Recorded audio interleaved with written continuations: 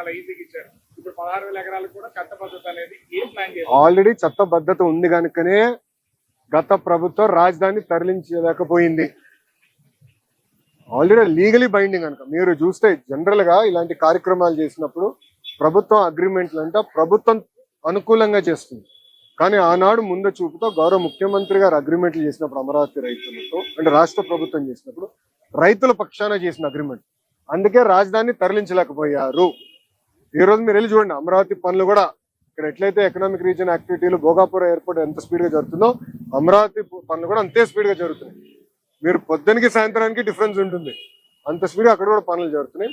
Greater expansion, ఎందుకంటే ఒక economic reason బాగుపడాలంటే ఇక్కడ ఎట్లయితే భోగాపురం ఎయిర్పోర్ట్ గురించి మాట్లాడుతున్నామో, తిరుపతిలో ఎట్లయితే అద్భుతమైన ఎయిర్పోర్ట్ ఉందో అమరావతి కూడా ఒక అద్భుతమైన ఎయిర్పోర్ట్ చాలా చాలా అవసరం.